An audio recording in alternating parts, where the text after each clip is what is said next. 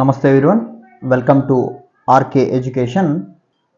Neat aspirants ఎవరైతే ఉన్నారో ఒకసారి ఈ వీడియోని గమనించండి.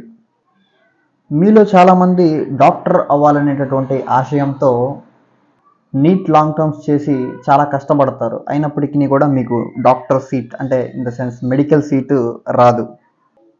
మీ ఫెయిల్యూర్కి అనేక రకాల కారణాలు ఉండి ఉండొచ్చు.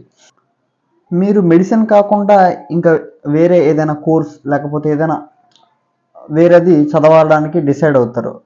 మీరు ఆ డిసిషన్ చేంజ్ చేసుకున్నప్పుడు మీకు ఫస్ట్ ప్రాబ్లం అనిపించేది ఏంటంటే, ఒకసారి మిమ్మల్ని మీరు ఒక డాక్టర్గా ఈ సమాజానికి ఎలివేట్ చేసుకున్నప్పుడు సడన్గా మీరు మళ్ళీ వేరేది అన్నప్పుడు జనాల మధ్యలో మీరు కొంచెం షైగా ఫీల్ అవుతూ ఉంటారు.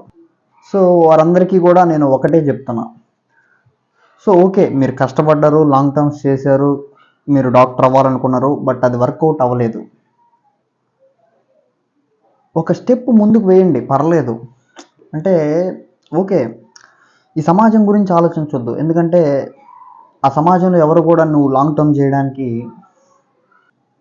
నువ్వు లాంగ్ టర్మ్ చేయడానికి ఏ రోజు ఒక 10,000 సాయం చేశాడా, లేకపోతే ఏ రోజైనా ఒక గంట సేపు క్లాస్ చెప్పాడా అంటే లేదు.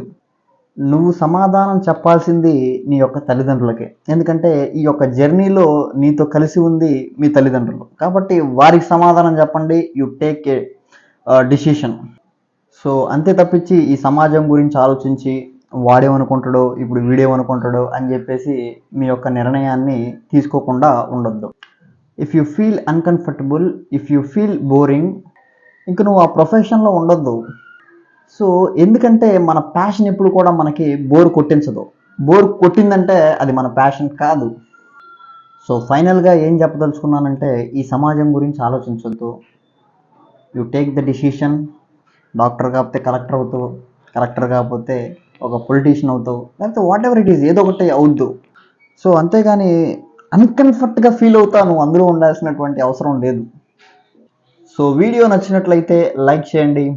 సో ఇంకో వీడియోతో మీ ముందు ఉంటా. అంతవరకు by by. I'm your Kiran. Thank you.